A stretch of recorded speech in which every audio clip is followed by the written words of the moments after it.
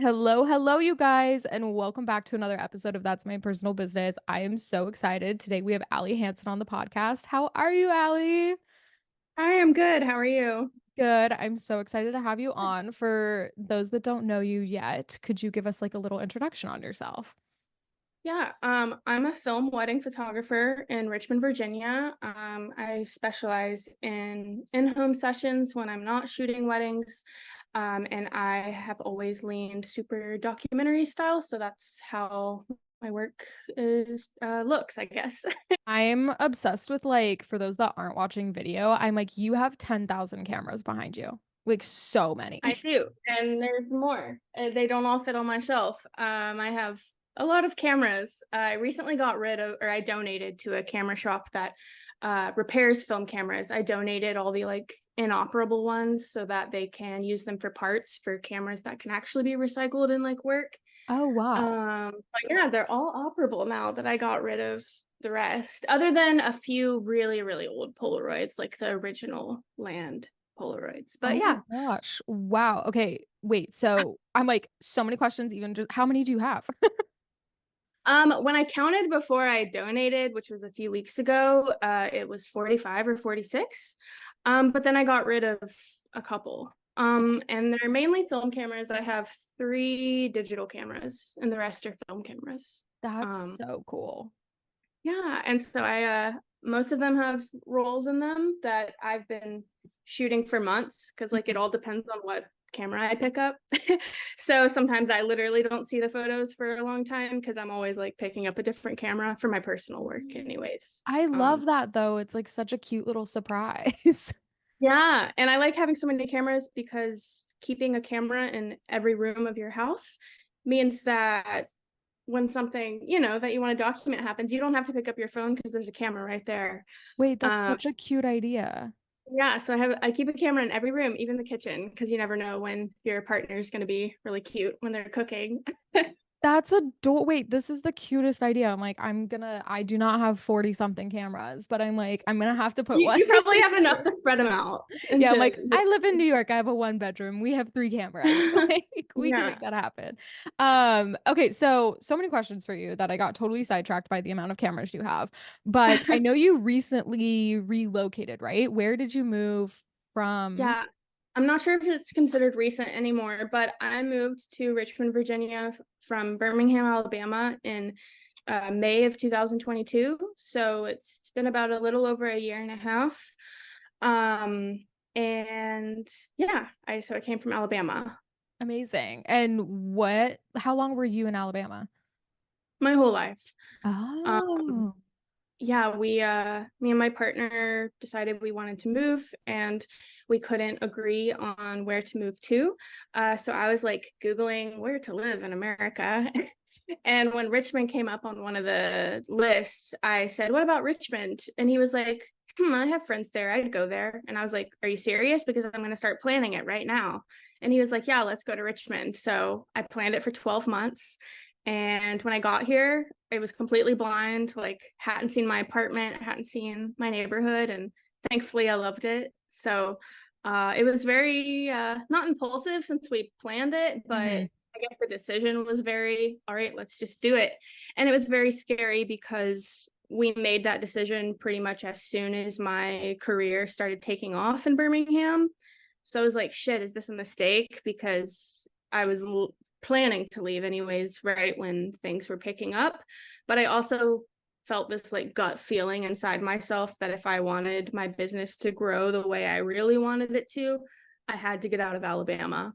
Oh my gosh. Okay. So I'm so excited to talk about this because I think this is like every photographer's or like even just small creative, like any sort of entrepreneur, like this is their nightmare. It's like Yeah. having to I see it move. all the time on Facebook groups. Like, oh my Yes. God, I'm relocating. What do I do? Yeah, Uh, I get questions about it all the time, and it can be like quite a process. So, talk to me about like as soon as you knew you were moving, and let's say like as soon as you knew that it was going to be not Birmingham.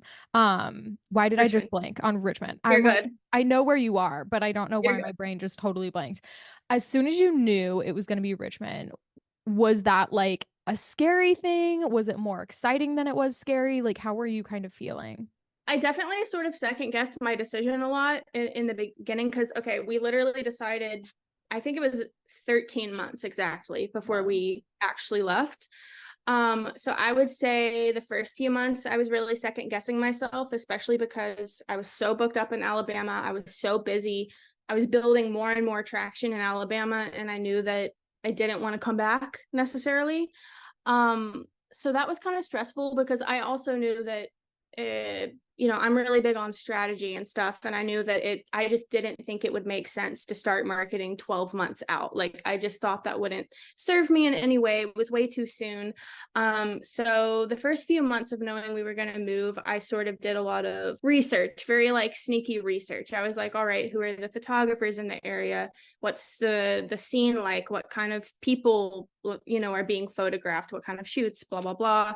I did a lot of research on just like what the photography scene here was like. I decided that it wouldn't make sense to start marketing until the 6-month mark, like 6 months before getting here. So to the day on the 6-month mark, and this is really weird timing because last night I changed this, and you probably saw because I know that we DM sometimes, so you probably know my other username. But Mhm. 6 months before we left, I was sitting in the bathtub and I just had this like random thought. And I was like, what if I changed as much as I could on my Instagram to my new city, especially since now Instagram operates in a way that influences SEO. And I was sitting in the bath and I called Jordan, my partner, and in the bathroom, and I was like, what if I changed my username to Richmond Photographer? Because nobody has that username. I wasn't going to do it if it was like a variation of it. Like, I went to check to make sure that exact username was available, and it was. And I was like, what if I do it? And he was like, you shouldn't do that. And I was like, why not? And he was like, how are you gonna, that's not good for branding. That's not, people aren't gonna know who you are. It's not a good idea. And I asked some friends and they said it's not a good idea. And I just felt in my gut that it was a good idea. So I did it. And I do think that that was like I don't want to say a big contributor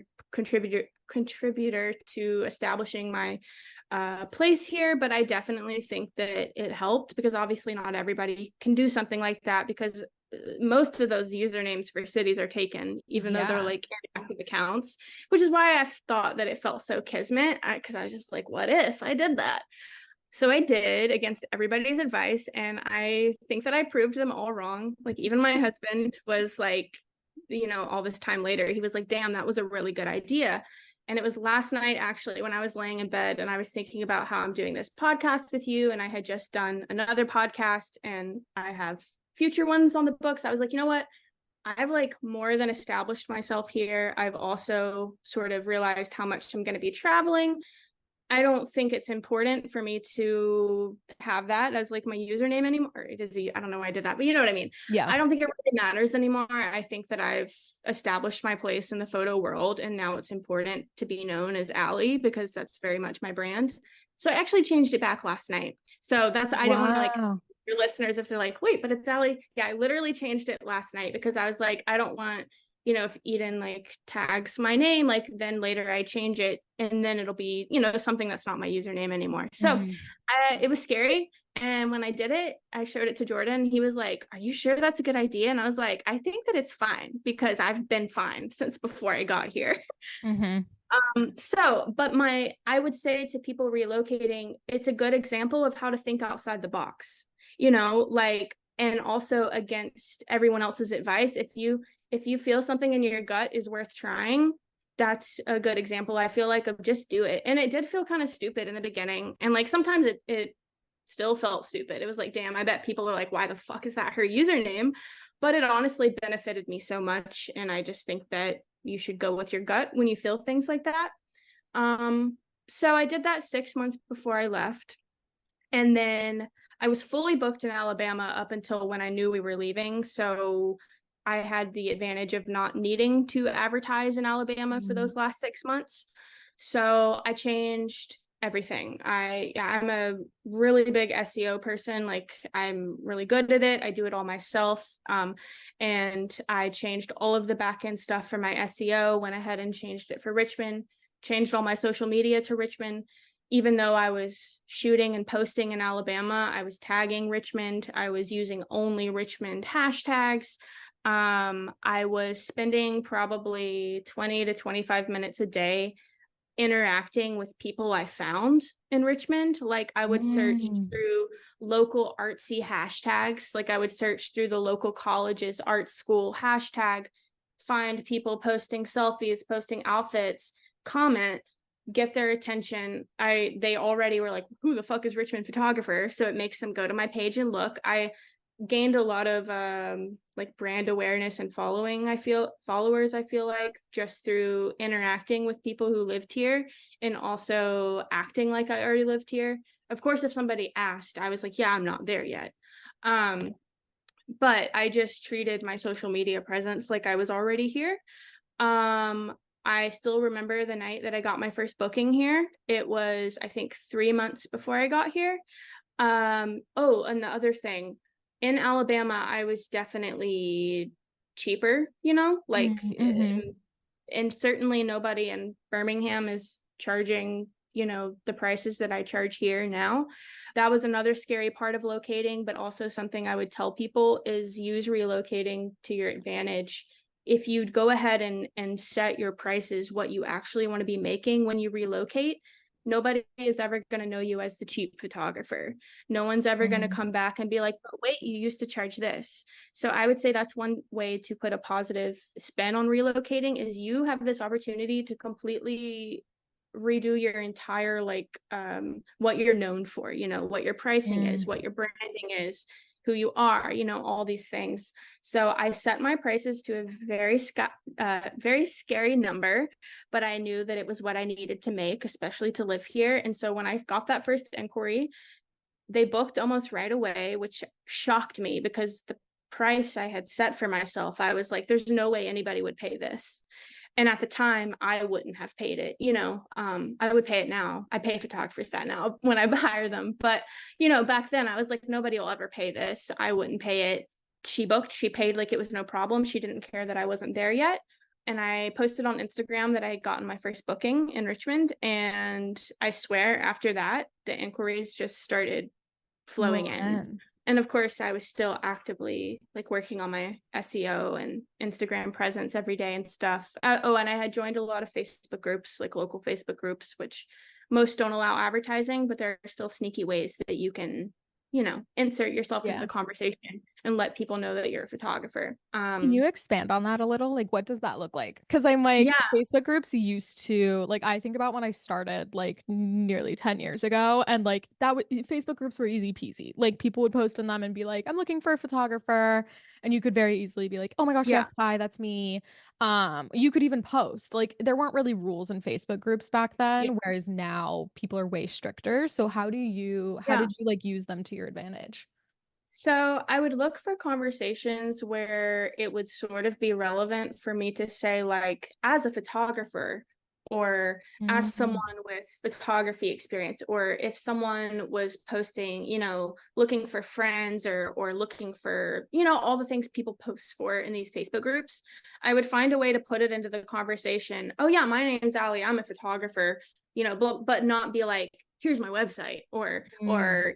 just really sneaky subtle ways of just I'm a photographer, but like only conversations where it was relevant, be people looking for friends, people asking questions about photography, like not the technical side, but like, people post in like mom groups and they're like, hey, my photographer needs me to find a location, and I'll Mm. comment and be like, that really should be the photographer's job. As a photographer, here's my perspective, blah, blah, blah. Yeah. And so, yeah, pretty much everything I did before I got here was online. But once I got here, I started sort of putting boots on the ground. But Yeah, yeah, what did that look like? so I got here. I had my first shoot like 2 weeks after I got here. And I knew that I had to like blow it out of the water because I knew that once I posted from the VCU campus that like I needed these photos to resonate with people in order to keep the bookings coming. Um, so the day that I shot on that art school campus, I handed out my business cards. to people who were dressed cool and looked like they would want my style of like portraiture. Because at the time, I still wasn't really a wedding photographer. Mm, I was shooting, I mean, I had shot, I think, two or three weddings when I had moved here. Like, I was not a wedding photographer. I didn't realize that I was going to turn into one. That happened sort of on accident. But so I was looking for artsy people who would want cool photos for their Instagram account, you know. mm, So I handed out business cards. Anytime I would go into like local smoothie shops and coffee shops, and if I saw that they had a place for business cards, I would put my business cards there. I have on several occasions gone up to people in like stores if I think that they look really cool, and I'm like, hey, I would love to photograph you sometime. Here's my card. Not insinuating that it would be free, but honestly just putting myself in front of them. They might mhm, not hire me, we might not end up collaborating together, but they're going to go to my Instagram, they're going to see my work, and then they're going to tell their friends, even if they don't hire me. And that's the thing about Facebook groups too. If you ever comment on posts that are like looking for a photographer, yeah, there's going to be 100 comments, but I've literally gotten booked from another person seeing my comment, not the original yes. poster. Mhm, So yeah, and also on the subject of boots on the ground, I didn't do this in Richmond because I didn't feel like I needed to, but in Birmingham, when I was trying to establish myself, I would go to local parks and I would find moms with their kids. I would introduce myself, say that I was trying to build my portfolio as a family photographer.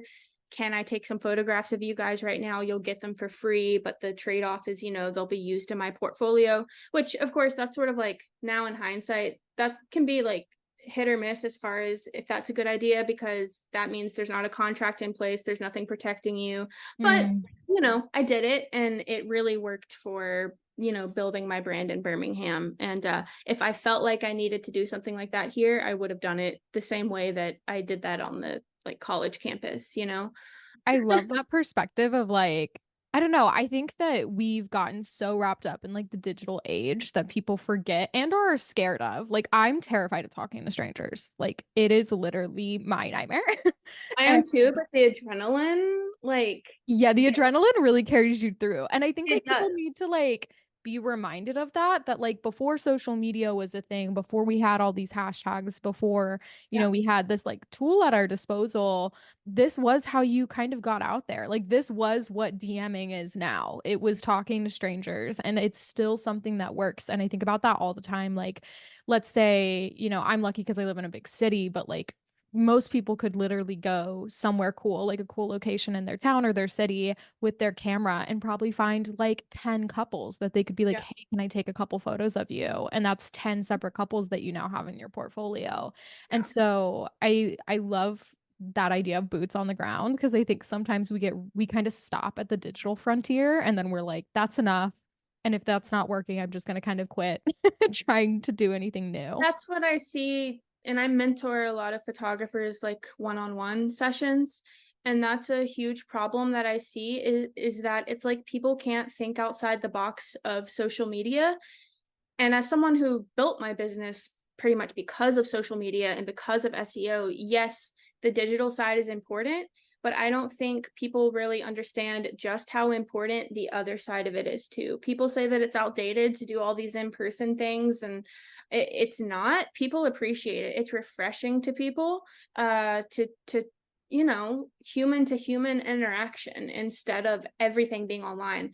Yes, I get a lot of business because of my online presence, but if Instagram went out tomorrow, like I would be fine. Not only would I, already have systems set in place to where I would be okay, but I'm fully prepared to go put my feet on the ground again Mhm. if I ever had to. Like I had a couple of things that I planned on doing when I moved here that were like boots on the ground that I didn't end up having to do. But if I was ever in a bind and found myself not able to book anything anymore, I would get my ass out there. I wouldn't double down on social media.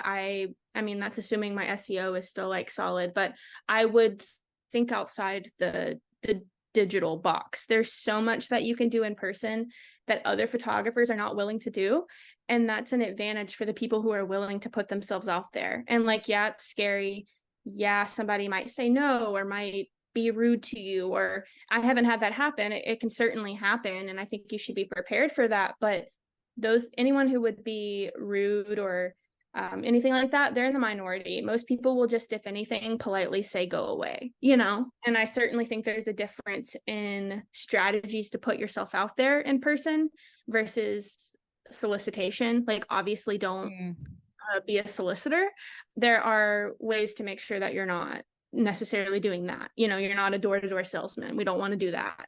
No, I think definitely like an important thing to keep in mind is that like the best way that you can market is serving other people and like no one wants someone to walk up to them and be like, "Hi, I'm a wedding photographer. Do you need wedding photography services Yeah. anytime soon?" Like, I see that no. ring on your finger. Yeah, like that would be so off-putting and so jarring, but like, taking 5 minutes out of your time to take like a few photos of someone doing something cute with their partner and sending that off, like that is going to put such a good taste in their mouth that like you said too, it might not even be them that hires you, but like say their friends need a wedding photographer, that's Exactly. that situation is going to come into their mind immediately of like, oh, we just met this wedding photographer and they were so kind. They were so nice. They were doing this project, like blah blah blah.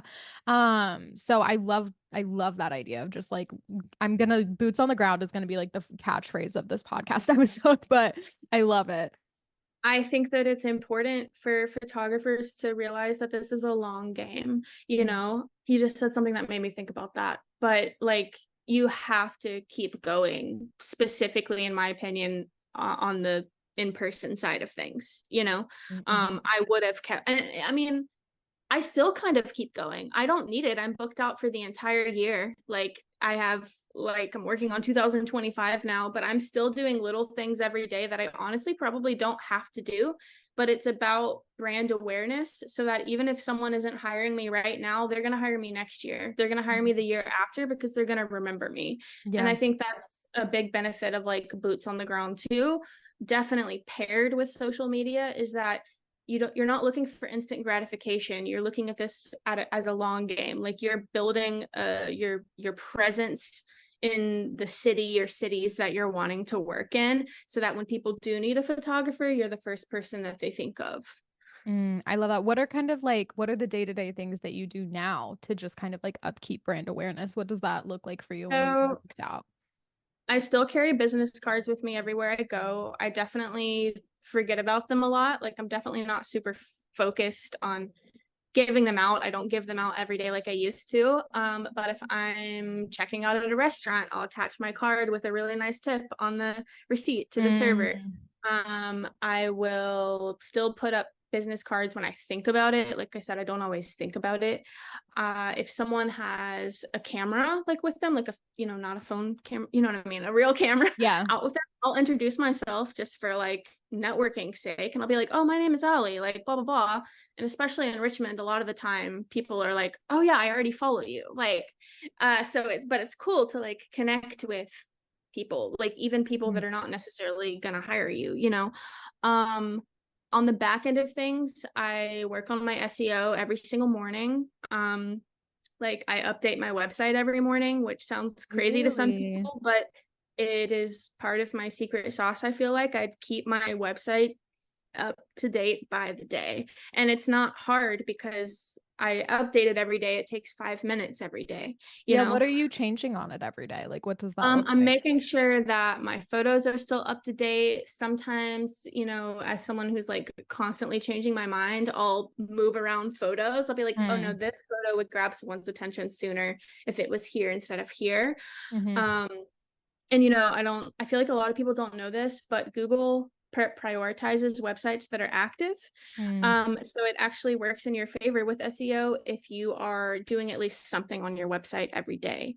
mm, Um, I'm constantly sort of thinking about my pricing, and my pricing changes often without any announcements, of course. mm-hmm. It changes often based on how overwhelmed I'm feeling and based on my demand. So like, there's some days where you might go to my website one week and my pricing is way higher than it was last week, and it's Mm, because I'm getting these inquiries week to week, and I base my pricing on how overwhelmed I'm feeling. And mm, um So I'm usually updating things like that in really subtle ways. I don't know, just like little things like that that keeps me active on Google, but also makes it to where I never have to be in the position of some of my friends where they're like, oh my God, it's just such a project. I really need to update my website. I never want to feel that. So I just Mm, try to get it as up to date as possible. slowly but surely. Um, I'm trying this year to attend more in-person like things I get invited to, like Hmm. art shows and record store releases, things like that. Just little things that will help me continue to meet people and put myself out there. Oh, I forgot the most important thing that is my number one tip for your listeners. I did this in Birmingham. Even if it's a tiny little point and shoot, I don't care. Keep a camera on you everywhere you go, either on your shoulder, around your neck, because even if you don't take a single photo that day, the grocery store clerk is going to say, oh, are you a photographer? And then you're going to hand them your card. Like I have a camera on me Ah, everywhere because it starts conversations everywhere I go. So that's my actually I had blanked on that. That's like my number one tip. It's like that's it's such a good idea. easy, sneaky marketing. Obviously, if you're someone who only has like a Canon R6, like it might feel weird to carry that around everywhere you go. But I mean, I don't know, buy a $100 little point and shoot on eBay and carry that around. You don't have to Mm, necessarily shoot it. But that is like the easiest way to market without being in people's faces, especially when you shoot film, because people are so fascinated by my cameras. I never take, my digital cameras out. It's always one of my film cameras, and it starts so many conversations, even if it's just with like really old guys. Sometimes they're going to tell you about their granddaughter that's getting married soon, like mhm. it's about starting conversations and meeting people so that they remember you. It's not about booking someone right there on the spot. Yeah, no, I love that. I love too the reminder that like it's not always immediate bookings. Like it's gonna be long-term bookings. Like I just think too of it's kind of like the opposite example, but like towards the end of my wedding photography, when I like wrapped that up, 90% of my clients were photographers. Like all of my brides were photographers, which was really fun. And they've all ended up being like education clients of mine. Like there's not a single one of them that I worked with that hasn't ended up purchasing from me some sort of education. And that didn't even cross my mind at the time, but like that was a client who was also a future client. And like Yeah. they told their friends about it, or, I just second shot a wedding for my friend Judson, who I met, who was a guest at a wedding I shot. Like, there's so many, like, every person, and not that you should think of it this way, because, like, constantly in a transactional way, but, like, in the back of your I head, mean, I think of remember, it that way. Every yeah. person is a Every potential person is a potential connection, client. Yeah. And a like, you don't have to let that be like, you're bad thing. only Yeah. interacting with people in hopes that they pay you one day. But like, keep Yeah. in mind the fact that like everything is an investment in your business, and that like every person is a potential client. And that's a really cool and powerful thing. And I think can also relieve some of the pressure around like in-person marketing and getting to know people. And it relieves the pressure off social media too, because I know people get so drained off that. Yeah. Well, I also wanted to say that people find it hard to believe if they hear me talk about photography because I become a different person when I'm talking about it. Mm, But I'm an extreme introvert. I've struggled with agoraphobia in the past. Like, I have a really hard time leaving my house. I don't like to be away from home. I don't like to talk to strangers. I don't like to talk to my friends half the time because I'm so introverted. I'm not someone who like I love my friends, but it's really hard to hang out with me, like for me to say yes, because most of the time I just enjoy being by myself. I enjoy mm, my home and my animals. I enjoy like traveling alone. I enjoy doing most things alone. And so a lot of times I'll see, in conversations online, people who are trying to either build their business or relocate. They're like, but I'm just shy. I'm introverted. It drains me, blah, blah, blah. Trust me, I get it. And I feel like maybe people who don't know me, it's hard to believe because I am such a like switch flip different person when it comes to my business. But I power through it, first of all, because I know how badly I wanted this and how bad I want mm. this. But I think it's also important. It's like when you work a customer service job, like Chick-fil-A having to say, my pleasure, My like how pleasure. it's part of the job. I think people should reframe it as it's just part of my job description to spend a couple hours a day, whether it's online, whether it's in person, no matter what way it is. It's part of my job to put myself out there. And I Mm-hmm. think that maybe that's an easier way to swallow, like the pill of having to put yourself out there. You don't have to change who you are. You don't have to become an extrovert.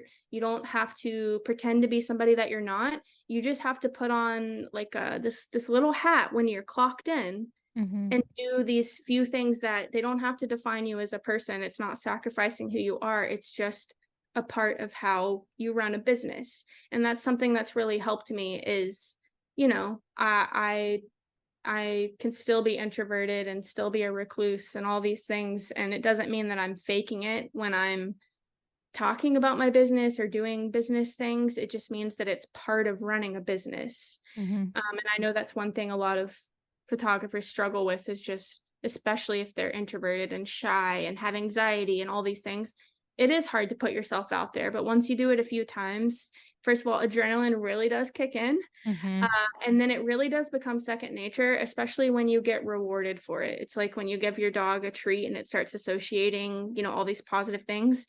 Once you start getting bookings from putting yourself out there, you start having these positive associations with doing these things you didn't want to do, you know? Mm-hmm. I love Uh, all of that. That is so helpful and insightful. Thank you. If you had like to wrap up, if someone's relocating or maybe they're just like newer to photography, they're wanting to grow their business, what is like the first thing that you recommend they do? I guess it depends on if they're looking to start taking on like paying clients, I guess, or if they're like working for free still to build their portfolio. Let's But say like past the point of working for free. okay, I would say think about the long game in terms of charge what you know you want to make in the long run. Don't just slowly build your way up to there. Because the thing is, if people are going to pay that price, you're going to know pretty fast. If they're not going to pay that price, we can evaluate if anything needs to change in order to be able to charge the price that you need to charge. I would say not enough photographers understand the importance of portfolio curation and specifically social media curation. I would say only post your best work, not because you're deceiving anybody. You can certainly, you need to be sending people full galleries when they're hiring you, but with how saturated Instagram specifically is, you better be posting your best work for a chance to stand out in the algorithm and have your work pushed. Your website needs to be very carefully curated as well, but your website is the place where, okay, if you really want to post whatever you want, what you're proud of, that's the place to do that because it's not super reliant on an algorithm. Then you're just playing with, you know, okay, are the people I want to work with going to be attracted to these photographs?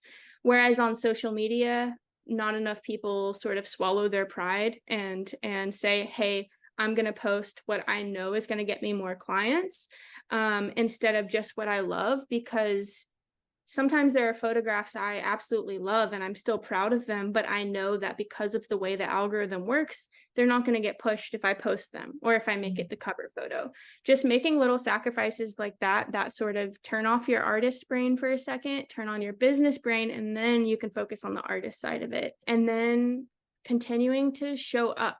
You can't give up, you know? Mm-hmm. Um, it wasn't the case for me, but for some people it takes years to build traction. Like, are you prepared to keep going even though it might be a slow process, even though you might get a lot of no's at first? Are you also willing to change things about your business when you get those no's to see if there's a reason that is sort of, I don't want to say your fault, but you know what I mean? Like, is Yeah. there something in your business that you should be open to changing so that you're speaking to the people that you want to work with? The last thing, honestly, be confident.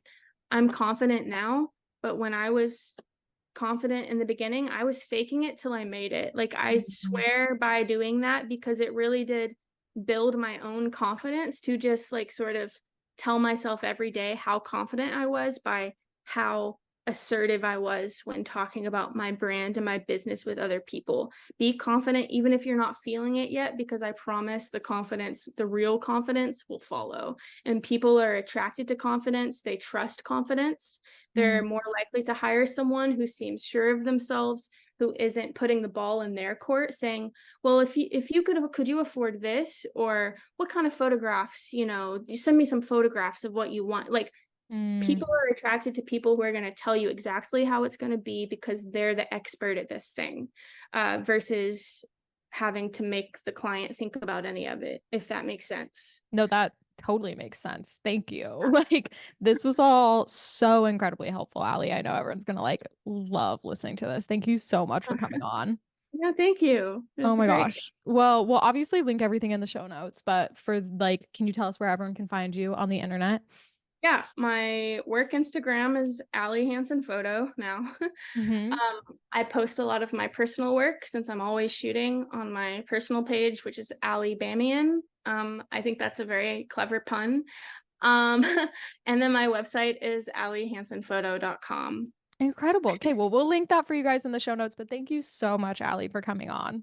Yeah, thank you for having me. And thank you guys for listening, and we will see you next time.